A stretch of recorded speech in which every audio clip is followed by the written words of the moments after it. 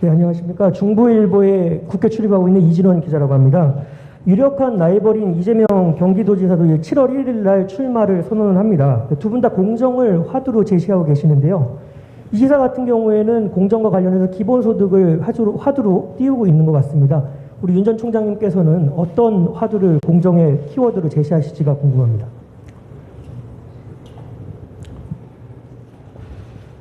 저는 공정에는 크게 두 가지가 있다고 저는 생각하고 있습니다. 하나는 어떤 특정 분야에서 또는 특정 시장에서 공정한 룰에 따라 그 경쟁하고 거기에 따라 어떤 그 보상이 주어지는 그런 공정이 있고, 또 국민 전체, 또 국민 한 분 한 분의 생애 전 주기에 그 기회의 그 공정이 있다고 저는 봅니다. 지금은 우리 청년 세대는 뭐 취업이라든가 뭐 입시라든가 이런 데 있어서 그 어떤 불공정을 많이 느끼기 때문에 어떤 특정 분야에서 공정한 경쟁을 공정의 최우선 가치로 생각하시고 있는 것 같습니다.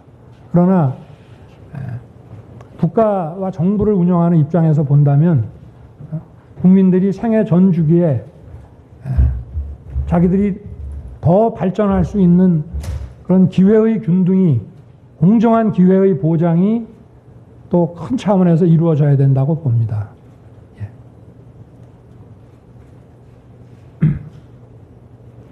네, 이번에는 오른쪽 열에서 한 분 모시도록 하겠습니다.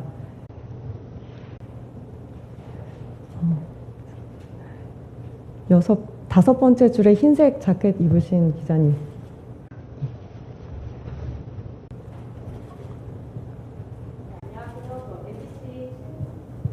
네, MBC 신수아라고 합니다.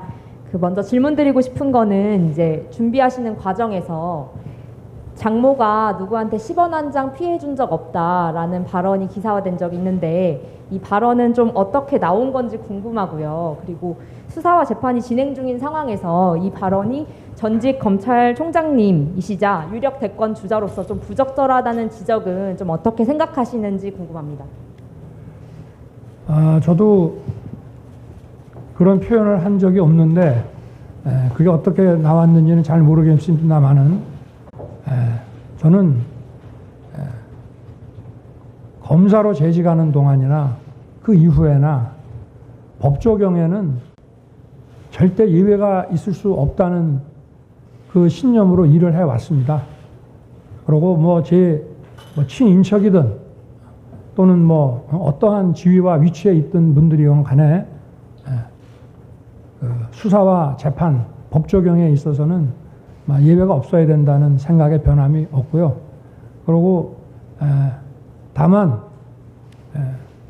저도 검찰총장 시절에 많이 강조를 했습니다마는 법 집행이라고 하는 것은 국민들이 납득할 수 있게 공정하게 이루어져야 한다. 그래서 공정한 절차가 담보돼야 하고, 그 공정한 절차에 따른 법 집행에는 누구도 예외가 있을 수 없다. 이렇게 말씀을 드리겠습니다. 네, 다음 질문을 받아보도록 하겠습니다. 이번에는 왼쪽 열의 네 번째 줄에 가운데 계시는 기자님, 검정색 옷을 입으셨습니다.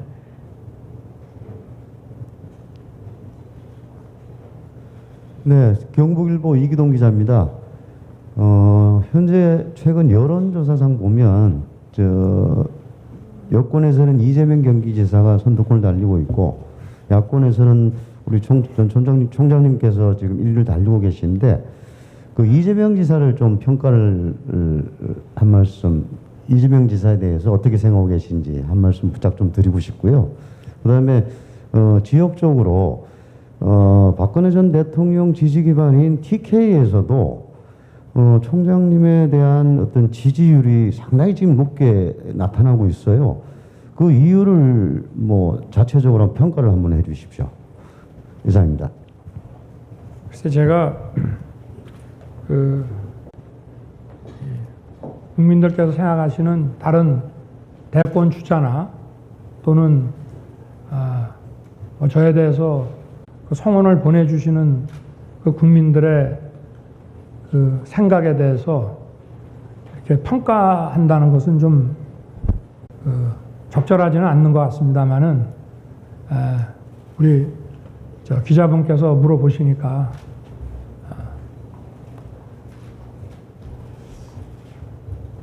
뭐 여러 가지 정책이 있고만 하지만 저는 이재명 지사님하고는 과거에 제가 한 4년 전에 그 성남지청에 근무할 때 법정에서 자주 뵀습니다.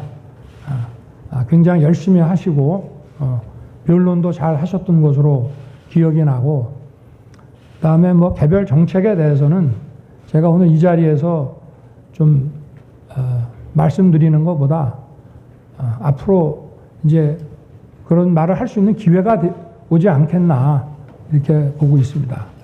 그리고 대구 경북 지역의 그 지지에 대해서는 그 대구 경북 지역 우리 주민들께서 저를 많이 성원해 주시고 하는 것은 이분들이 어떤 지역 연구 정치인에 대한 좀 어떤 안타까운 마음 이런 것보다도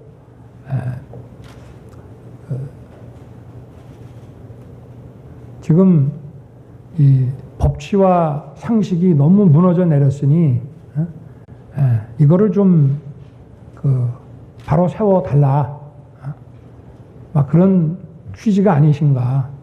그리고 좀 지난 얘기입니다만은 제가 이제 2013년에 그 국정원 사건으로 14년 초에 그 대구로 이제 그 전보가 돼 갔는데, 저도 처음에 대구가 제가 이제 초임지고 그 다음에 부장을 대구에서 했고 3번째 근무였습니다.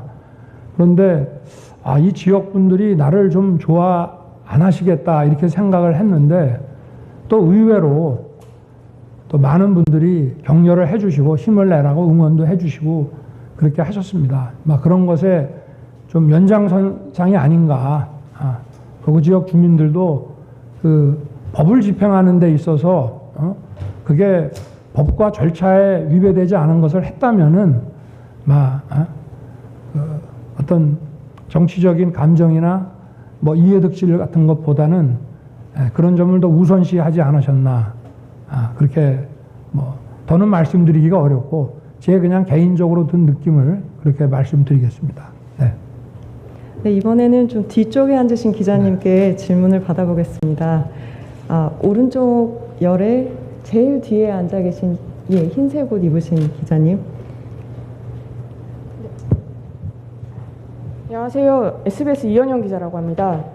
저 총장님께서 총장직을 사퇴하시고 지금 몇 개월 만에 이렇게 대권 후보로 직행하시게 됐는데, 검찰에 계시면서 하셨던 수사 등에 대해서 정치적 중립성 논란은 피할 수 없을 것 같은데 여기에 대해서 어떻게 생각하시는지 궁금합니다. 저는 제가 뭐 중앙지검장 때 일한 거는 좀 시간이 흘렀으니까 제가 2019년 가을부터 검찰총장으로서 수사한 그 내용들은 그것이 법과 원칙에 따라서 이루어진 것을 여러분들이 다 보시지 않았을까 싶습니다. 네. 혹자는 정치를 하기 위해서 일부러 그런 수사를 한 거 아니냐라고 얘기를 하시지만, 모든 사건들이 다수의 그 국민과 단체들이 또 국가기관에서 고발한 사건을 절차 원칙에 따라서 한 거 이외에는 없습니다. 그리고 저 자신도 검찰이 과거처럼 그 어떤 그 단체나 그 사람에 대해서 장기간 내사해가지고 인지수사하는 것에 대해서는 저도 검사 생활을 해오면서 이런 거는 좀 자제하는 게 좋겠다 해서 제가 총장 시절에는 그런 수사는 가급적 억제를 해왔고, 여러분들이 아시는 그 대부분의 사건들은 그렇게 처리하지 않으면 그거는 검찰로서의 그 국민들이 기대하는 기능을 충족할 수 없는 것이기 때문에 저희들도 원칙과 상식에 따라서 일을 했다고 저는 자부합니다. 네. 저 이번에는 스크린으로 함께 해주고 계시는 2층으로 마이크를 좀 잠시 넘겨보도록 하겠습니다. 2층에서는 우승봉 공보팀장이 사회를 맡아줄 예정입니다. 우승봉 팀장님 나와주시죠. 예, 안녕하세요. 공보팀장 우승봉입니다. 2층에 계시는 기자님께도 질문을 부탁드리겠습니다. 질문하고자 하시는 분은 손을 들어주십시오. 예, 제일 앞에 계시는 기자님부터 하도록 하겠습니다. 마이크 좀 전달해 주세요.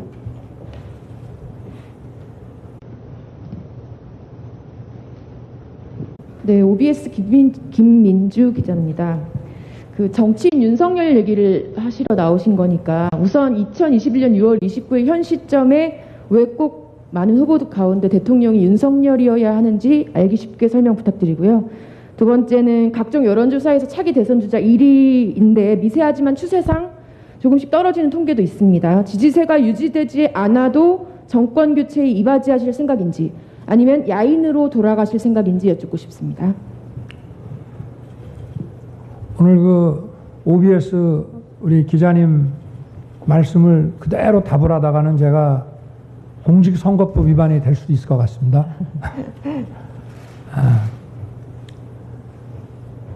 저 아니면 안 된다 그런 거는 절대 아닙니다.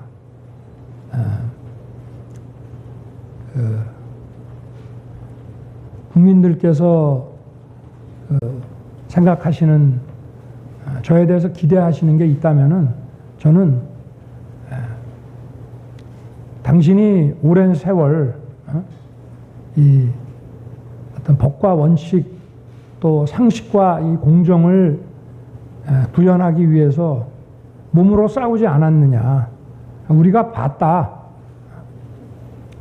봤기 때문에 우리가 어떤 물건을 써보고 그 물건이 좋으면 계속 구매하는 것처럼 내가 당신 몸으로 싸우는 거 봤으니 이 앞으로 우리 국가는 뭐 경제도 중요하고 다 필요합니다만은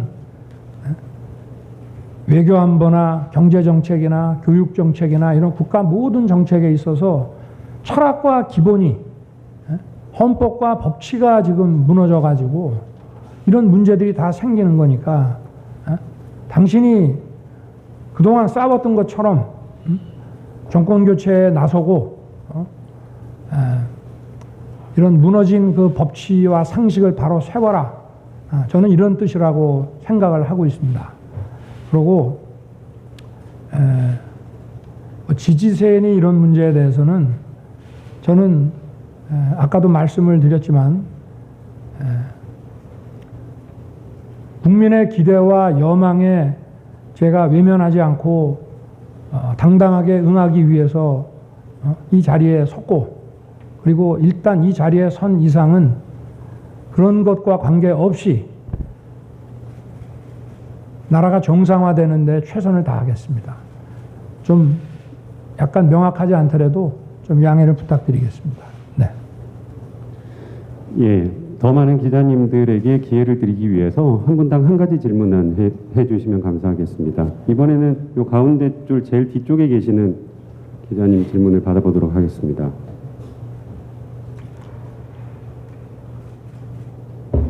네, 안녕하세요. 저는 KBS 강병수 기자라고 합니다. 오늘 선언문 잘 들었고요.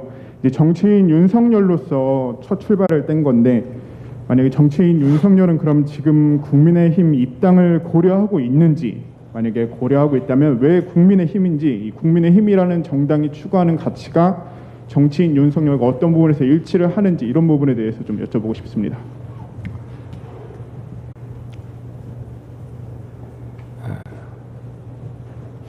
아까 제가 국민께 드리는 말씀에서 언급을 했습니다마는 저는 자유를 굉장히 중시합니다.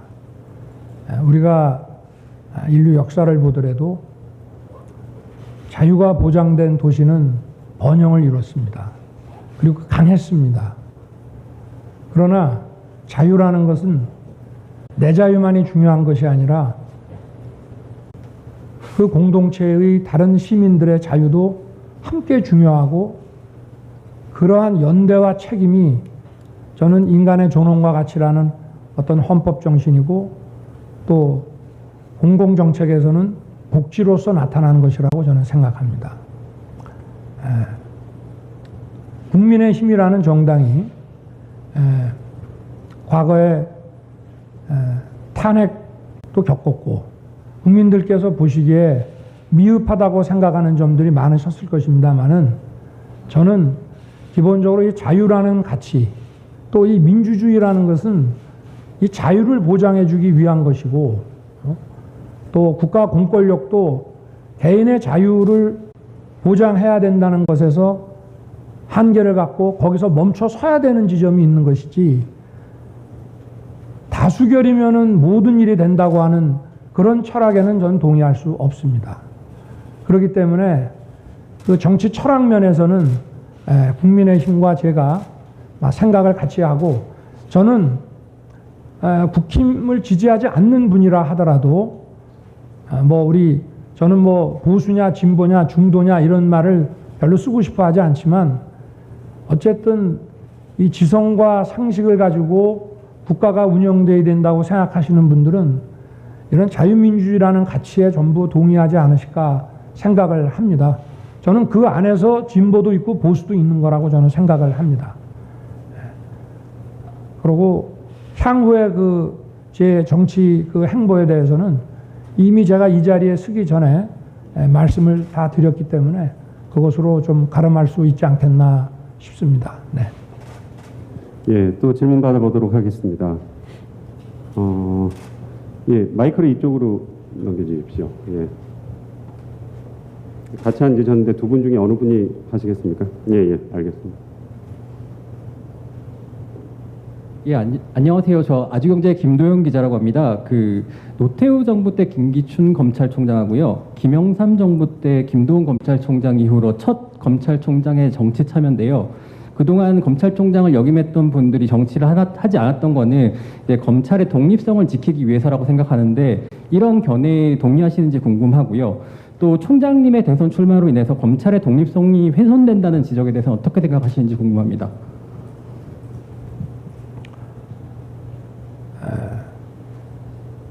가까운 일본에서는 사법공무원이나 검찰공무원을 지낸 사람들이 이런 선출직에 나서지 않는 경우가 많다고 저는 알고 있습니다.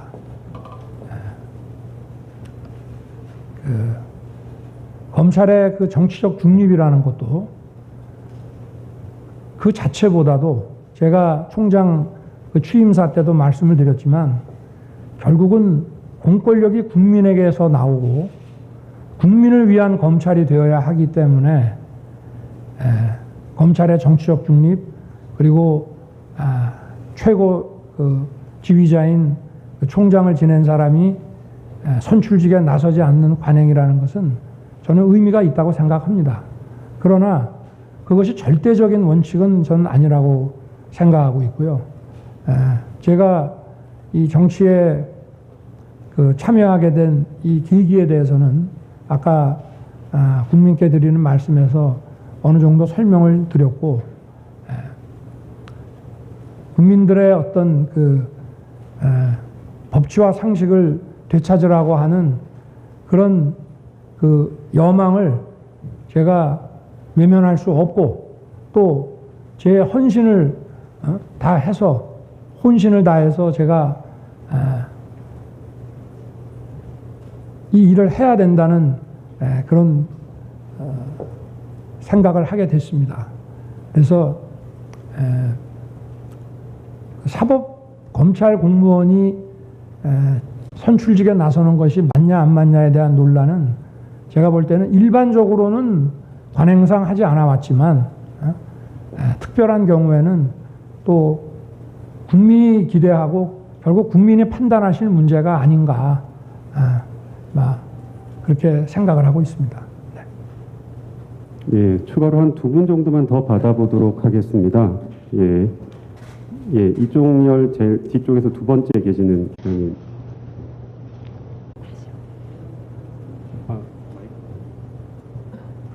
네, 시사인 문성현 기자입니다. 그 3월 검찰총장직 사퇴하실 때 기자들 앞에서 하셨던 말이 좀 더 구체화됐다는 느낌을 받았는데요. 뭐 현 정부 문제점 짚어주셨고 어떻게 해결해야 하는지에 대해서 말씀을 해주셨는데, 근데 그때도 그랬고 지금도 마찬가지로 그 역할을 왜 윤석열 검찰총장이 해야만 하는지에 대한 설명이 좀 다소 추상적이라는 느낌이 듭니다. 어떤 무너진 법치와 상식 바로 세워달라는 뭐 국민 요구가 있다는 거 외에 왜 정치 참여를 해야겠다고 직접 본인께서 생각을 하셨는지 그 이유를 조금 더 구체적으로 설명해 주셨으면 좋겠고요. 좀 괜찮으시다면 계기가 있다면 그렇게 좀 설명을 해 주셨으면 좋겠습니다. 그리고 박근혜 이명박 전 대통령과 뭐 이재용 부회장 사면에 대한 의견도 함께 여쭙고 싶습니다. 정치 참여에 관한 얘기는 몇 분 기자분들께서 질문을 하셔서 제가 답변을 좀 드린 것 같고요.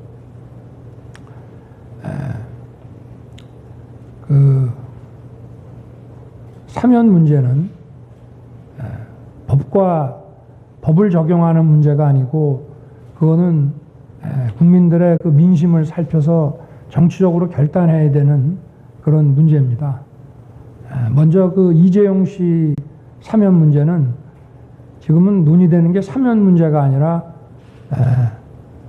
그 형기의 상당 부분을 지금 경과를 했기 때문에 가석방 문제가 지금 논의되는 것 같고, 그거는 제가 볼 때는 절차에 따라서 이루어질 것이라고 생각하고 있습니다. 그리고 두 분의 그 전직 대통령의 그 사면 문제에 대해서는 제가 명확하게 이 자리에서 말씀드리기 사안은 좀 아니고, 이거는 현직 대통령이 판단해야 될 그런 문제입니다. 그러나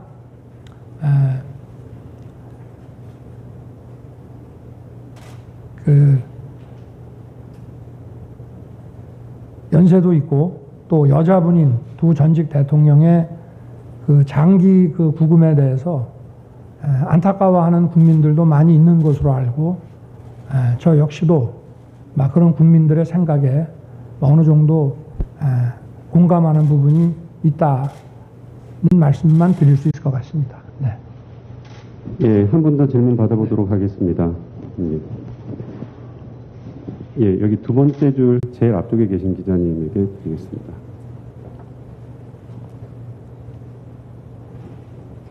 네, 연합뉴스TV 방현덕입니다. 국민의힘 입당에 대해서 말씀해 주셨는데요.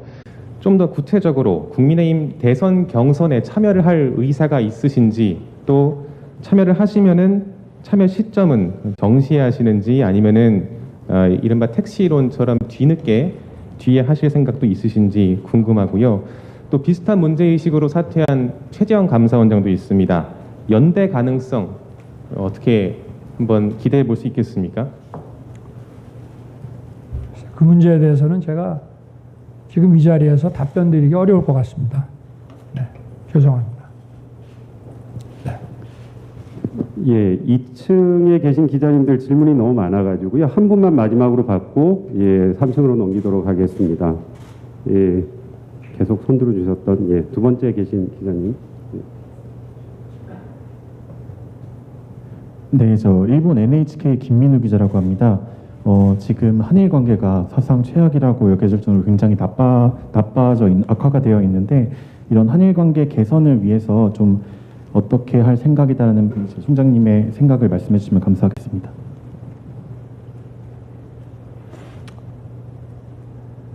지금 한일 관계는 뭐 국민 여러분들께서 다 아시겠지만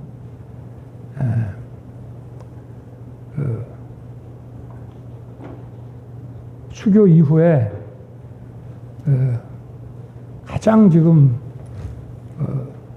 관계가 열악해지고 이제 회복이 불가능할 정도까지 지금 관계가 아주 망가졌습니다. 외교는 실용주의, 그 실사구시, 현실주의에 입각을 해야 되는데 어떤 그 이념 편향적인 죽창가를 부르다가 지금 여기까지 왔습니다. 그리고 이 정부가 지금 정권 말기에 이걸 어떻게든 또 수습을 해보려고 하는데 이제는 뭐 잘 되지 않는 것 같습니다. 저는 상식에 비추어 보더라도 우리 그 한일 관계에서는 과거사는 과거사대로 우리 후대가 그 역사를 정확하게 그 기억하기 위해서 그 진상을 명확히 해야 되는 문제가 있지만 또 우리 미래는 또 미래에 자라날 세대를 위해서 정말 실용적으로 협력을 해야 되는 그런 관계라고 저는 생각을 합니다.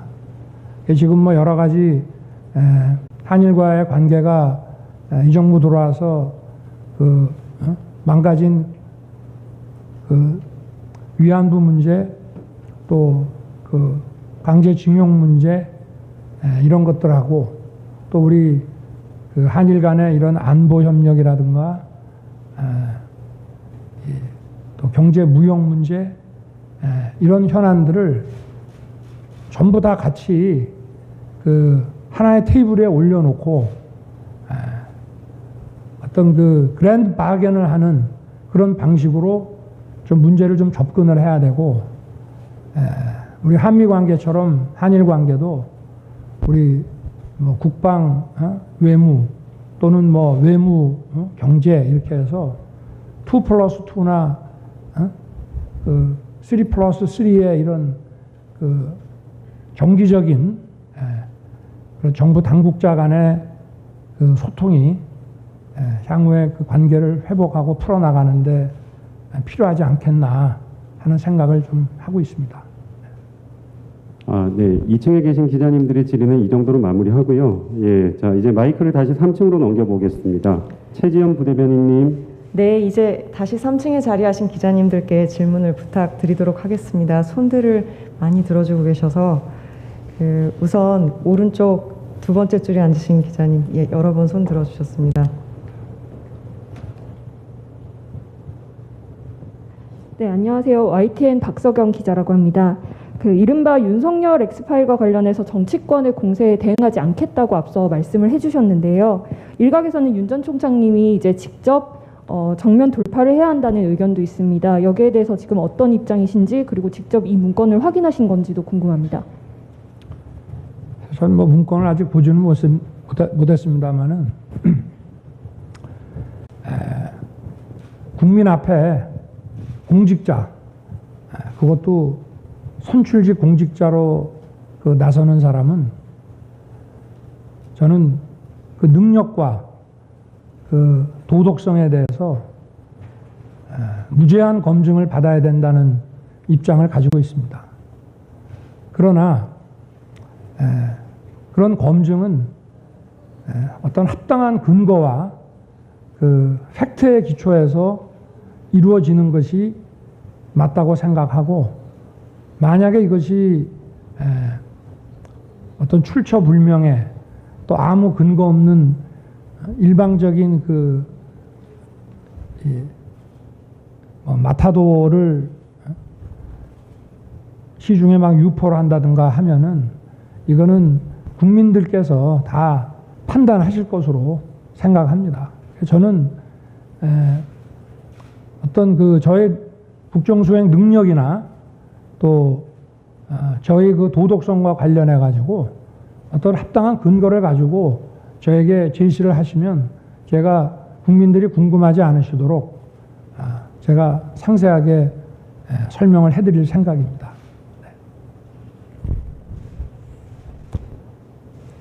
네, 이번에는 왼쪽 열에서 한 분 모시겠습니다. 네 번째 열에 그 검정색 옷 입으신 제일 복도 측에 계신 기자님 부탁드립니다. 네, CBS 이정주 기자라고 합니다. 그 3월 달에 사퇴하신 다음에 주로 이제 전원 정치 하시다가 오늘 이렇게 직접 질의응답을 하게 돼서 좀 반갑습니다. 저는 그 경제 정책 관련해서 하나만 여쭤보고 싶은데요. 그 오늘 입장문 내시면서 그 공정과 상식이 통하는 세상, 그리고 이 현 정부의 어떤 가장 문제점 중에 하나가 미친 듯이 오르는 집값, 그리고 시장과 싸우는 주택 정책, 뭐 이런 식으로 좀 지적을 하셨어요. 현 정부의 가장 민심이 돌아선 지금 근본 요인도 부동산 정책 중에 하나인데, 그러면 총장님이 생각하시기에 최근에 정부 당이 그 종부세를 상위 2%로 세금을 완화 정책을 좀 했거든요. 이제 부동산지만 세제 정책, 그리고 대출, 금융 정책, 그리고 공급 정책 세 개가 판이 좀 어떻게 보면 부자감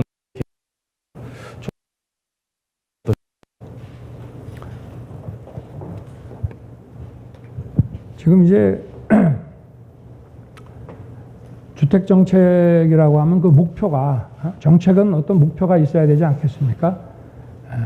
지표하는 거는 이 의식주 중에 어떻게 보면 그 개인으로 볼 때는 먹는 게 제일 중요하지만 사회생활과 또 가족이나 입장에서 볼 때는 이 주거라는 게 제일 중요한 문제이기 때문에 가격을 안정시키고 가격을 떨어뜨리겠다는 생각만 가지고는 저는 어렵다고 봅니다.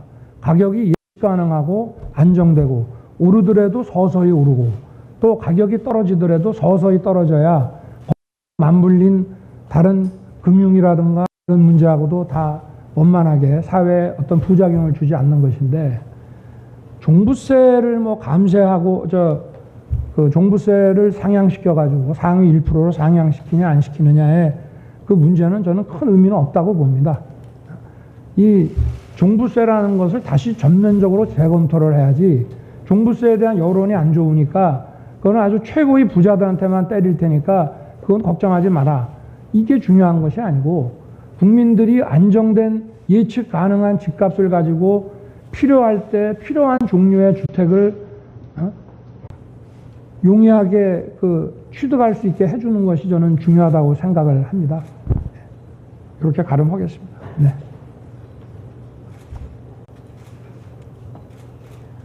네, 이번엔 오른쪽 열에서 모시겠습니다.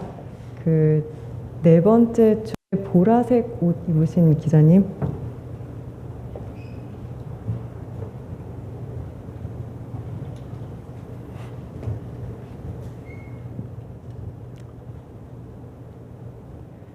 네, 매경닷컴 김현정 기자입니다. 경제 정책 관련해서 한 가지 여쭤보겠습니다.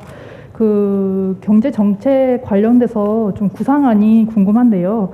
그 어떤 정책 기조를 가지고 계신지, 또 복지와 성장 그 둘 중에 어느 것에 좀 방점을 찍고 있고, 좀 구체적인 정책 캐치프레이즈가 어떻게 되는지 좀 여쭤보고 싶습니다.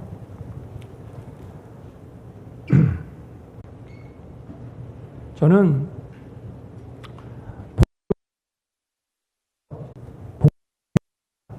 성장이 중요하다. 성장을 해야 할 거 아니냐. 그런 그 생각에 대해서는 조금 거리를 두고 제 생각하고는 다릅니다. 저는 지속 가능성이라는 것에 방점을 두고 싶습니다. 성장도 어느 한때의 그 폭발 성장이 아니고, 우리 사회가 지속 가능한 성장을 유지를 하려면은 성장만 가지고는 되질 않습니다. 그 과정에서 좀 낙오되거나 또는 다른 이유로 인해서 그 취약한 입장에 있는 사람들을 또 챙겨야만 지속 가능한 성장에 동참할 수가 있고, 또 지속 가능한 성장에 필요한 그 노동에 가족이나 가까운 사람들의 그 어떤 여러 문제를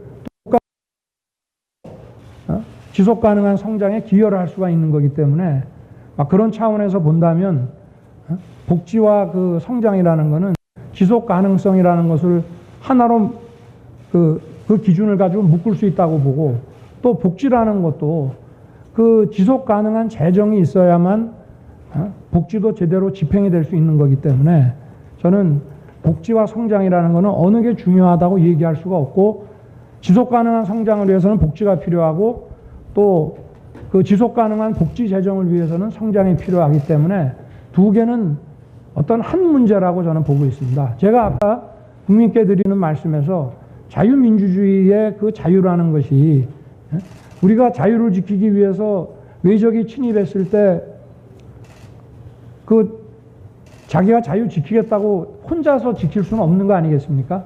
우리 모두가 힘을 합쳐야 우리 공동체의 자유를 지킬 수 있는 것처럼 저는 이 복지 문제라는 것도 자유 시민의 책무이고 권리라고 저는 생각을 합니다. 그래서 복지와 성장이라는 문제는 지속 가능성이라는 어떤 원칙을 가지고 두 개가 저는 하나의 문제라고 저는 보고 있습니다. 네.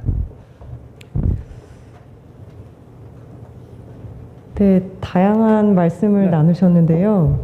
오늘 어떻게 그러면 질문을 조금 더 부탁드리도록 하겠습니다.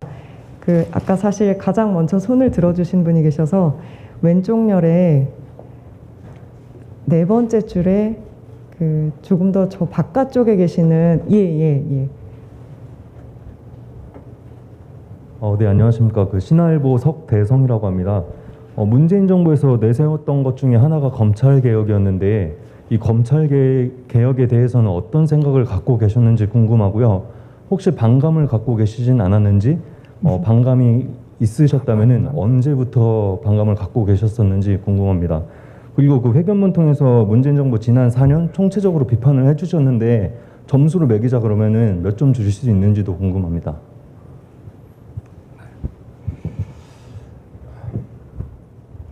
현 정부에 대한 평점은 여러분들께 맡기겠습니다. 검찰 개혁에 대해서만 말씀을 좀 올리겠습니다.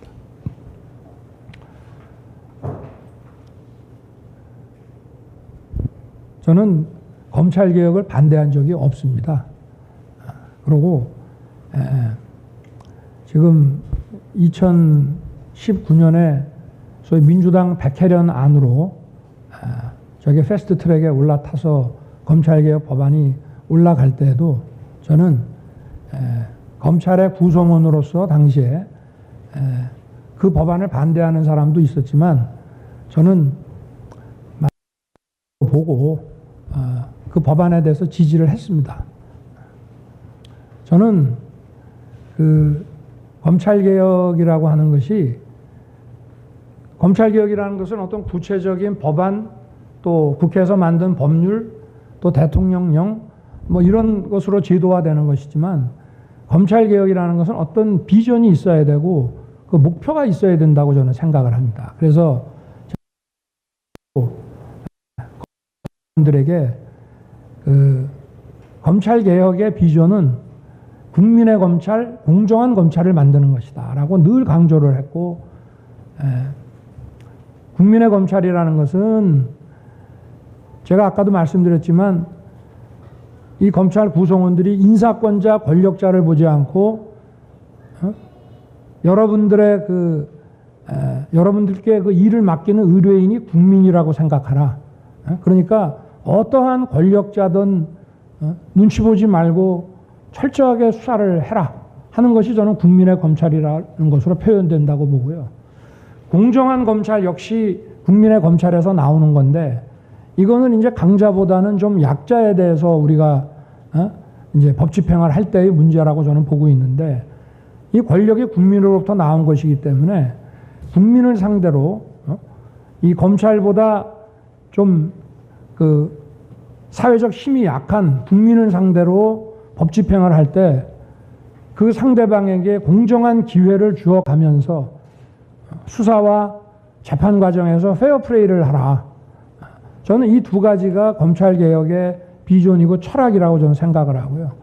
나머지 아마 저는 이 정부가 그 법안을 만들 때도 국민들에게는 이런 철학을 아마 호소를 하면서 법안을 통과시킨 게 아닌가 싶은데 이거는 결국 사회적 또 경제적 또 정치적 강자를 어떤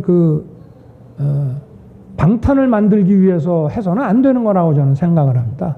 그래서 제가 2019년에 그 총장 인사청문회 할 때 공수처에 대한 그 질의를 받았을 때도 제가 국가의 그 사정 기능과 줄어들지 않고 더 라는 전제하에서 나는 공수처를 찬성한다고 제가 말씀을 드렸습니다. 공수처가 뭐 검사를 수사하고 다 좋습니다. 그러나 권력의 비리를 제대로 감시하고 또 열악한 국민을 상대로 법 집행을 할 때는 더욱 공정한 기회를 보장해 주면서 가야 된다. 저는 이것이 검찰개혁의 요체라고 생각하고 아마 제가 쉬운 말을 너무 어렵게 지금 말씀을 드리는 건데 국민 여러분께서도 제가 좀 너무 어렵게 말씀드려서 그런지 모르지만 아마 여기에 대부분 동의하시지 않겠나. 그래서 그런 차원의 검찰개혁이라면은 그걸 반대한다는 거는 저는 정상이 아니라고 생각합니다. 네. 질문 한 가지 정도 더 주시면 좋을 것 같습니다. 네, 이번에는 오른쪽 열에 요 세 번째 줄에 계시는 기자님, 가장 복도 쪽에요. 네.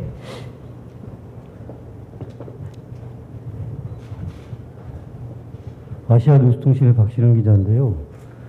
그 총장님이 일단 지금 남한의 국가 지도자로 나서겠다고 선언을 하셨잖아요. 오늘이 연평해전 19주년이 발발한 날인데. 저 기자님 말씀을 조금 더 크게 좀. 연평해전 19주년이 발발한 날이잖아요. 그 김정은 위원장이 민족의 지도자로서 총장님한테 파트너로 생각을 하시는지, 총장님의 정치적 신념인 자유, 억압을 탄압하는 독재자로 생각하시는지 그 의견을 듣고 싶습니다.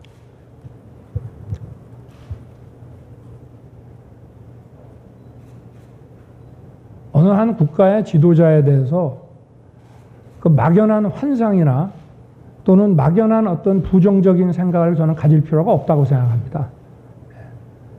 그 국가를 끌고 나가고 어떤 그 국가적인 행위를 하는 것을 저희가 보고 판단해야 될 문제이지. 그리고 우리가 군사적으로는 저도 검찰총장 인사청문회 때 북한을 주적이라고 제가 규정을 했습니다만은 주적이 있어야 국방도 제대로 국방 교육도 세우고 훈련도 할 거 아니겠습니까? 실체가 어떤지를 알아야 그 나라의 작전과 군사 상황을 알아야 우리가 대처를 할 수 있기 때문에. 그러나 군사적으로 주적이라고 해서 우리가 한반도에 이런 지속적인 그 평화를 구축해 나가는데 협력할 거는 협력하고 저는 이렇게 해야 된다고 생각합니다. 네, 다양한 말씀 나누셨는데요. 오늘 이 정도로 마무리하시면 어떨까요? 한두 분만 더 하시죠. 예, 한두 분 더 모시겠습니다. 그러면 이번에는 왼쪽에서 왼쪽에 두 번째 열에 회색 셔츠 입으신 기자님, 네, 부탁드립니다.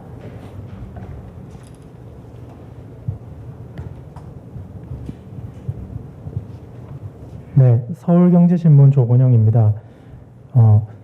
조국 전 장관이 조국의 시간에서 윤 총장이 압수수색 전후 청와대 핵심 관계자에게 연락해 사모펀드를 이유로 조국 불가론을 설파했다고 서술했습니다. 또 김의겸 열린민주당 의원은 페이스북에 문재인 대통령에게 조국만 도려내겠습니다 라고 보고했다고 적었습니다. 이런 사실이 있으신지 궁금하고요. 조국 전 장관에 대한 수사에 착수하기 전에 사모펀드나 입시비리 의혹을 혐의가 되는 것이라고 확신하신 게 맞는지, 또는 그 수사에 착수하기 전에 예상했던 범위와 실제 수사로 드러난 범죄 혐의에 어느 정도 차이가 있었는지 궁금합니다. 그러니까 아까 말씀하시는 거 제가 수사에 착수하기 전에 그런 얘기를 했다고 지금 그런 사실 없습니다. 네. 수사 착수하기 전에 청와대 관계자와 무슨 누구만 도려내겠다 그다음에 사모펀드 우는 이런 거는 수사 착수하기 전에는 한 사실이 없고요. 그래서도 안 됩니다. 수사 착수라는 게 이제 압수수색으로 시작이 됐는데 압수수색을 하기 전에 그걸 예고하는 그런 시그널을 준다는 거는 그거는 수사의 그 상식에 반하는 거기 때문에 그렇게 좀 이해해 주시면 될 것 같습니다. 네. 네, 이번에 오른쪽에 계시는 기자님들 중에 네 번째 줄 가운데 계시는 셔츠 입으신 기자님 부탁드립니다.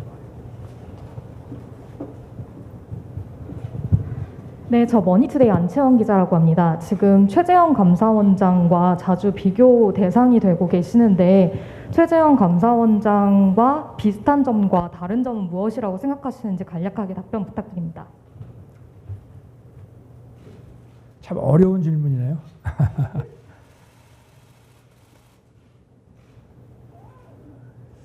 글쎄, 제가 최 감사원장님을 개인적으로는 모릅니다만은 제가 검찰총장 취임했을 때 예방을 가서 뵌 게 딱 한 번 단데 그때 굉장히 자상하게 이렇게 손수 커피를 갈아서 타주시던 것이 기억이 납니다. 굉장히 온화하고 아주 법관으로서의 기품이 있는 분이라고 인상을 제가 받았고요. 또 감사원장을 하시는 과정을 저도 국민의 한 사람으로서 지켜보면서 인격적으로 참 훌륭한 분이다 하는 생각을 했고, 저는 거기에 미치지 못한다. 훌륭한 분이다 하는 그 말씀만 드리겠습니다. 네. 네, 마지막으로 질문을 한 분만 더 모셔보도록 하겠습니다. 네, 이번에는 왼쪽 열에서 마치게 될 것 같은데요.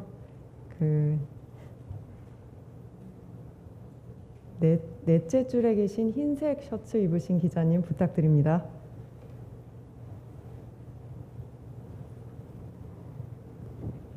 저 아이뉴스 24 정호영 기자라고 합니다.